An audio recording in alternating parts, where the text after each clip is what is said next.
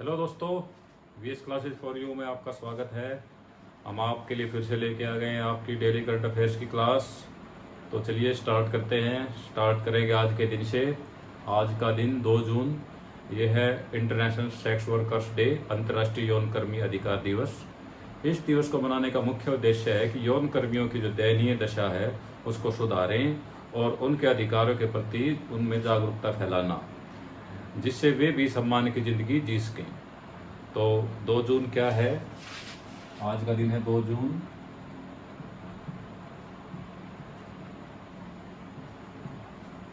अंतर्राष्ट्रीय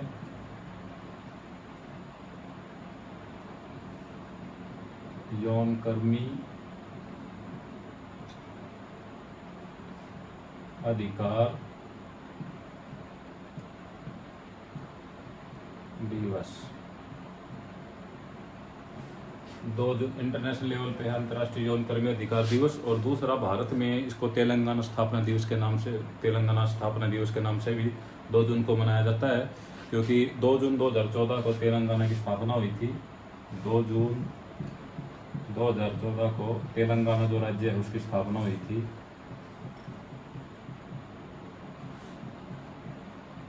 राज्य की स्थापना, इसलिए इसको तेलंगाना स्थापना दिवस के रूप में मनाया जाता है। और तेलंगाना का जो सीएम है वो है के चंद्रशेखर राव। तेलंगाना राज्य के सीएम हैं के चंद्रशेखर राव। तो जो 2 जून के जो इंटरनेशनल लेवल पे अंतर्राष्ट्रीय यौन कर्मी अधिकार दिवस, यौन कर्मियों के अधिकारों और उनके जो दयनीय दशा है उसमें सुधार लाने के लिए और लोगों को उनके प्रति जागरूक करने के लिए दिवस मनाया जाता है। और भारत में 2 जून 2014 को तेलंगाना राज्य की स्थापना होने के उपरांत हर वर्ष तेलंगाना स्थापना दिवस के रूप में ये दिन मनाया जाता है। तो चलिए नेक्स्ट पे चलते हैं। नेक्स्ट है कि केंद्र सरकार ने सीबीएसई 12वीं की परीक्षाएं आज ही रद्द की हैं। अभी शाम को ये अपडेट आई है कि केंद्र सरकार ने कोरोना महामारी के चलते हुए सीबीएसई 12वीं की परीक्षाएं पूर्ण रूप से रद्द करने का फैसला किया है। इससे पहले 14 अप्रैल को 10वीं की परीक्षाएं भी रद्द कर दी थी। तो ये जो अब केंद्र सरकार ने ये एक सीबीएसई को एक निर्देश दिया है कि एक बेहद स्पष्ट मानदंड और तैयार करके समयबद्ध तरीके से कक्षा 12वीं के छात्रों का परिणाम तैयार करने की व्यवस्था भी करने को कहा है। और साथ में सीबीएसई के साथ साथ आईएससी बोर्ड ने भी 12वीं की परीक्षाएं रद्द कर दी हैं। परीक्षाएं रद्द करने के बाद अंक देने के लिए मूल्यांकन प्रक्रिया के मानदंडों का जल्दी फैसला किया जाएगा।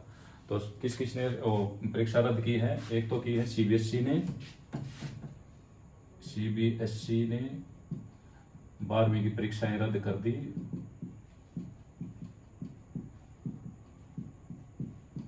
और दूसरा किया है आईएससी बोर्ड ने भी, इन्होंने भी सेम 12वीं परीक्षाएं रद्द कर दी है। और इससे पहले 14 अप्रैल को जो सीबीएसई ने 14 अप्रैल को 10वीं की परीक्षाएं रद्द कर दी थी।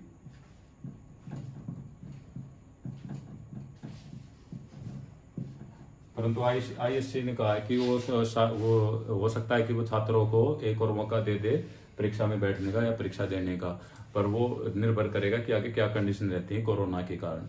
तो चलिए नेक्स्ट पे चलते हैं।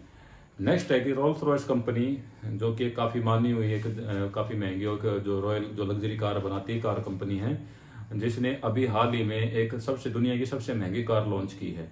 इस कार का नाम है बॉटटेल। और जो इस कार की जो कीमत है वो है लगभग 200 करोड़ रुपए। तो किस कंपनी ने सबसे महंगी कार लॉन्च की है? वो है रोल्स रॉयस।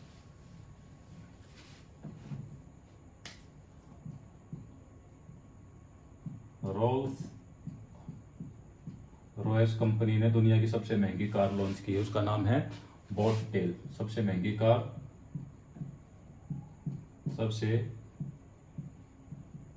कार, उसका नाम है बॉटटेल। कार की कीमत है लगभग 200 करोड़ रुपए। लगभग 200 करोड़ रुपए है इस कार का रेट। और ये 4 सीटर कार है और इसके 3 मॉडल आएंगे। इससे पहले जो सबसे महंगी कार थी वो भी रोल्स रॉयस की थी, जिसका नाम था स्वेपटेल। इसे और उसकी कीमत थी 130 करोड़, जिसको एक यूरोपियन एक जो बिजनेसमैन था उसने ऑर्डर करके बनवाया था, और उसका उसका एक ही मॉडल लॉन्च हुआ था। तो अभी जो सबसे महंगी कार है वो है बोटटेल, और इससे पहले थी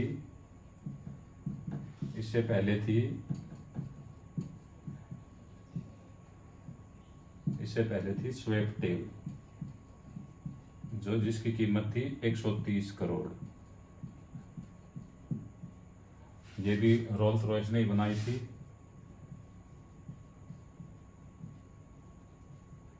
इसका एक मॉडल आया था और इसके 3 मॉडल हैं। सबसे महंगी कार रोल्स रॉयस बोटटेल 3 मॉडल, उससे पहले स्वेपटेल 130 करोड़ रुपए की, उसका एक ही मॉडल आया था। और ये 4 सीटर कार है और ये 19 फीट लंबी कार है। तो चलिए नेक्स्ट क्वेश्चन चलते हैं कि भारतीय तटरक्षक अपतटीय जो गश्ती पोत है सजग, जो अभी कुछ समय पहले ही जिसका लॉन्च किया गया था अभी 14 नवंबर 2019 को, जिसके कार्यक्रम में राजनाथ सिंह ने भी हिस्सा लिया था, उसको अभी कमीशन कर दिया गया है। और ये जो कमीशन किया है ये किया है NSA अजीत डोभाल ने। ये अभी 29 मई को इसको कमीशन किया गया है, और इसका पोत का नाम है सजग। इस पोत का नाम है सजग। और इसका किसने किया है? ये अजीत डोभाल ने इसको कमीशन किया है।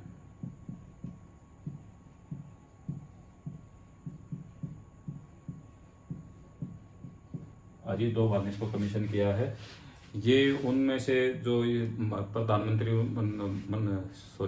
नरेंद्र मोदी ने 13 नवंबर 2016 को ये एक प्रोग्राम लॉन्च किया था कि जिसके तहत 5 जो अत्याधुनिक तकनीकी से सुसज्जित जो ये जहाज था इनको बनाने का विजन रखा गया था। तो ये उस कड़ी में तीसरा जहाज है जिसको अभी जो ये तटरक्षक जो दल है उनको सौंप दिया गया, भारतीय तटरक्षक पोत को। और ये इसका जो ये सजग है 3rd नंबर का है, और इसको जो कमीशन दे दिया है NSA अजीत डोभाल ने। तो चलिए नेक्स्ट पे चलते हैं। नेक्स्ट है कि भी अभी हाल ही में दुबई में जो एशियन बॉक्सिंग चैंपियनशिप चली हुई है उसमें 75 kg भार वर्ग में हरियाणा के भिवानी से संबंधित पूजा रानी बोरा ने गोल्ड मेडल जीत लिया है। तो पूजा रानी बोरा ने जो उज्बेकिस्तान की खिलाड़ी को 5-0 से हराया, और उन्होंने गोल्ड मेडल पर कब्जा किया। और जो इन्होंने ये जो पूजा रानी बोरा हैं, इन्होंने ओलंपिक के लिए भी क्वालिफाई कर लिया है। तो किसने जीता है गोल्ड मेडल? पूजा रानी बोरा। ये कहाँ की हैं? ये हरियाणा के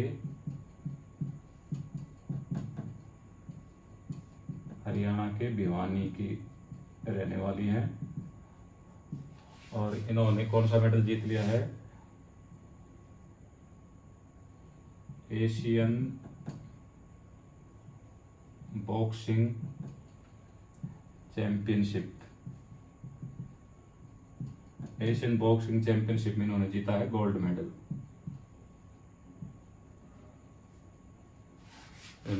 जीता है। और ये 75 kg भार वर्ग में खेलती हैं। कौन से भार वर्ग में? 75 kg वाले में। 75 kg भार वर्ग में खेलती है। इसमें उन्होंने उज्बेकिस्तानी खिलाड़ी को 5-0 से हराकर ये मेडल जीता है। और ये साथ ही इन्होंने ओलंपिक में भी अपना क्वालिफाई कर लिया था। और ये जो हैं इनका एशियाई खेलों में लगातार दूसरा गोल्ड मेडल है, और इसके साथ इनके इस खेल में 4 मेडल हो गए हैं। इससे पहले जो इन्होंने गोल्ड मेडल जीता था वो बैंकॉक में 2019 में, और 2015 में इन्होंने ब्रॉन्ज, और 2012 में सिल्वर मेडल जीता था। तो इनके टोटल मेडल कितने हो गए हैं पूजा रानी बोरा के? टोटल मेडल्स हैं इनके 4, जो कि 2019 में भी इन्होंने बैंकॉक में गोल्ड जीता था, और 2015 में इन्होंने जीता था ब्रॉन्ज, और 2012 में इन्होंने जीता था सिल्वर। पूजा रानी बोरा 4 मेडल इनके हो गए एशियन बॉक्सिंग चैंपियनशिप में। 2019 में भी इन्होंने एक गोल्ड जीता था, 2015 में ब्रॉन्ज, 2012 में सिल्वर, और अभी हाल ही में इन्होंने जो दुबई में जो प्रतियोगिता चल रही, इस प्रतियोगिता में इन्होंने गोल्ड मेडल जीता 75 kg भार वर्ग में। तो चलिए नेक्स्ट करते हैं। अभी हाल ही में युवा लेखकों को प्रशिक्षित करने के लिए केंद्र सरकार ने युवा प्रधानमंत्री योजना का शुभारंभ किया है। इस योजना में जो युवा और नवोदित जो लेखक हैं, जिनकी आयु 30 वर्ष से कम है, उनको प्रशिक्षित करने के लिए ये एक लेखक परामर्श कार्यक्रम है। इसका जो मुख्य उद्देश्य है वो पढ़ने लिखने और पुस्तक संस्कृति को बढ़ावा देना है। इस योजना का जो आयोजन है वो 1 जून से 31 जुलाई के मध्य होगा, और जिसका जो ये आवेदन है, जो लेखक हैं, जो आगे अच्छे लेखक बनना चाहते हैं, जो अपनी पुस्तक को पब्लिश करवाना चाहते हैं, वो 1 जून से 31 जुलाई तक www.mygov.in पर आवेदन अपना कर सकते हैं। और इसमें 75 लेखकों का जो है वो चयन होगा, और इन विजेताओं की जो घोषणा है वो आने वाली स्वतंत्रता दिवस 15 अगस्त को इनकी घोषणा होगी। और इनका जो प्रशिक्षण है वो प्रख्यात लेखकों और संरक्षणों के उनके अंडर इनका जो है प्रशिक्षण भी होगा। और जो इनकी जो बुक होंगी, जो भी ये लिखेंगे, जो भी कोई पांडुलिपि वगैरह जो लिखेंगे, उसका जो प्रकाशन है वो 15 दिसंबर को ये किया जाएगा, और इनका जो विमोचन होगा वो होगा अगले साल 12 जनवरी 2022 को। तो ये कौन सी योजना स्टार्ट की है? नए लेखकों के लिए, नए लेखकों के इनके लिए की गई है प्रधानमंत्री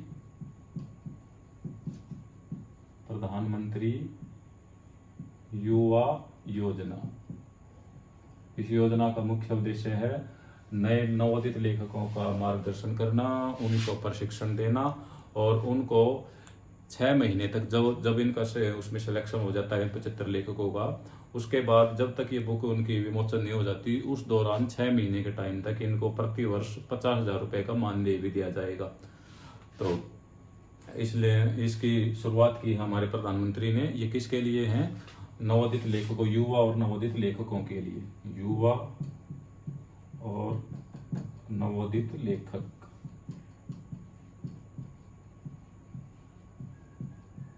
और जिनकी आयु कितनी हो? 30 वर्ष से कम।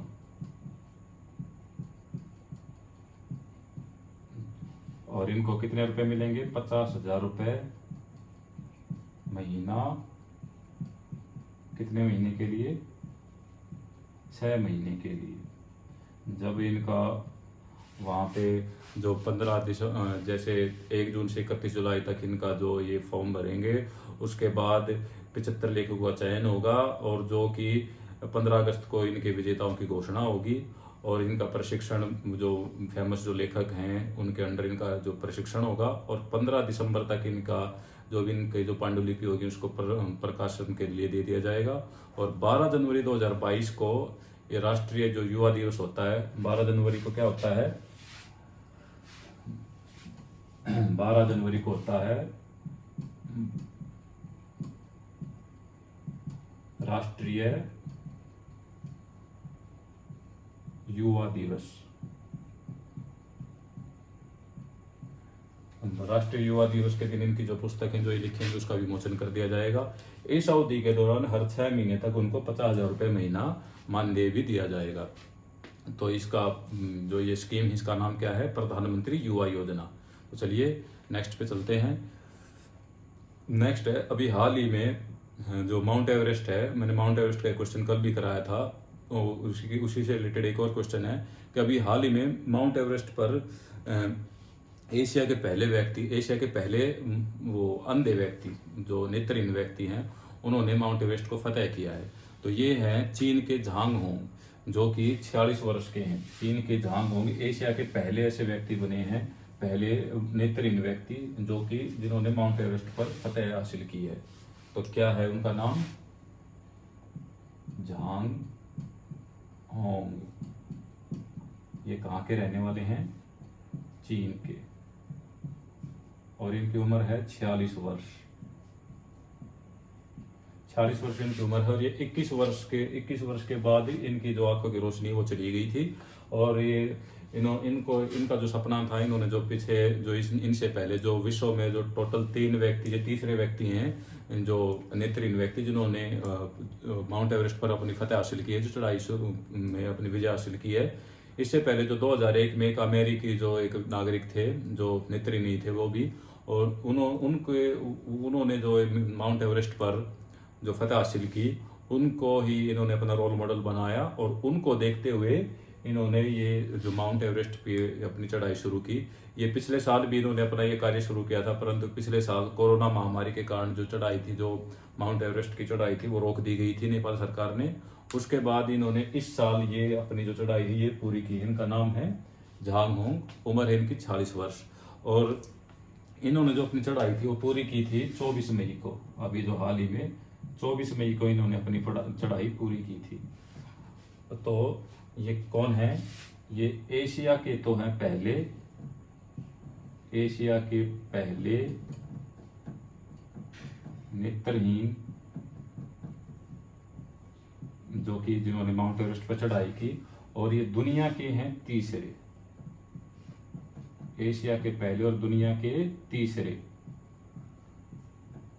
तीसरे नेत्रहीन व्यक्ति हैं जिन्होंने माउंट एवरेस्ट पर चढ़ाई पूरी की। तो चलिए आज के लिए इतना काफ़ी है।